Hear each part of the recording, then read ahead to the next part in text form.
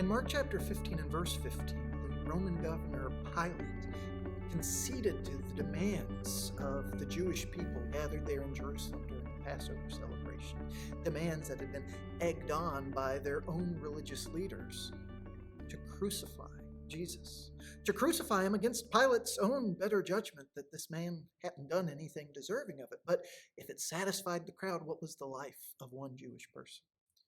Pilate had Jesus scourged. A single verse as we read it in that scripture, just one word to describe what was truly horrific agony that Jesus then endured. A scourging involving his being whipped with a piece of leather that had bone or metal or glass engraved in it, so that he was literally ripped to shreds, so that he would already have been exhausted and bleeding everywhere. And the sheer physical brutality of that action in verse 15 of Mark chapter 15 is just the beginning of the horrors that Jesus would endure through the crucifixion. Yet those horrors weren't simply physical. The brutality extended to the way that they mocked him as well. In Mark chapter 15, beginning with verse 16, we read, "And the soldiers led him away inside the palace," that is, the governor's headquarters, "and they called together the whole battalion, and they clothed him in a purple cloak, and twisting together a crown of thorns, they put it on him. And they began to salute him, 'Hail, King of the Jews!'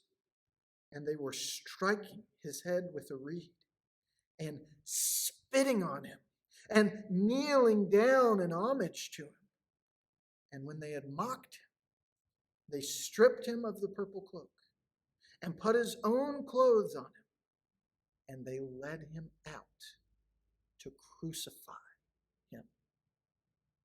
Here is a man who has never done wrong. He is the only person in all of human history that has been exactly what God intended every step of the way. He has embodied what it looks like for us as human beings to be in the image and likeness of God. He never sinned. He never did wrong by anyone. And look at how he's being treated. Not only physically brutalized, but humiliated. Humiliated in front of a crowd. The soldiers not being content to just rough him up, but calling the whole battalion together to make a show of this Jewish king, to go through all the motions that a king would expect that any one of them would do in a heartbeat should Caesar walk into the room, except here it's twisted and it's corrupted. Instead of being an honor, they're doing it to shame, to mock, to torment this man.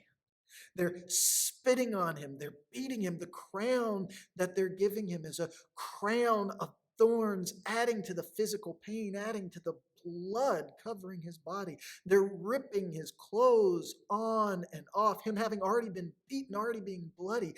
Imagine the fabric just sticking to him after that scourging, and then taking it back off and putting that purple robe on, and then taking it off and putting his clothes on, and just the sheer torment of all of it, while the whole way they're mocking and mistreating him.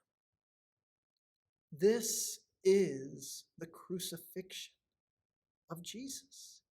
And he's not even on the cross yet. This is all that he endured. And it's not even 9 o'clock that morning yet.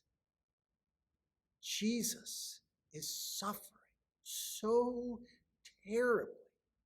The full weight of human brutality and evil is being thrown at him, when all he has ever done is show love for God and for other people, when he has within him the power to wipe them all out.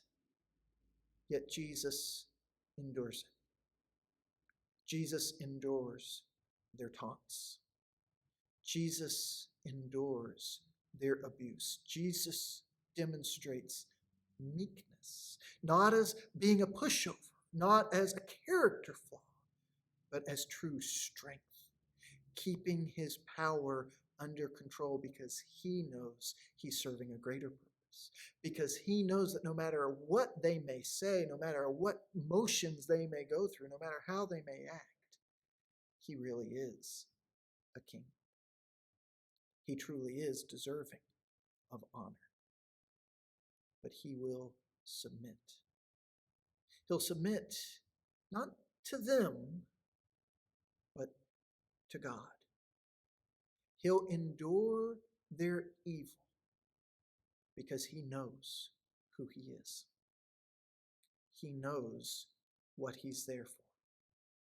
So he doesn't have anything to prove to them. He doesn't have to fight back.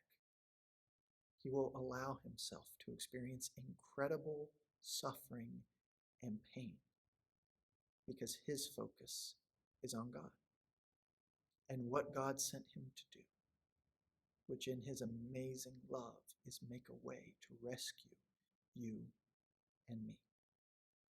When we understand that that is who Jesus is, when we see how great his love for us is, he's showing us just how much we really mean to God. And to see that kind of power under control, to see that kind of love,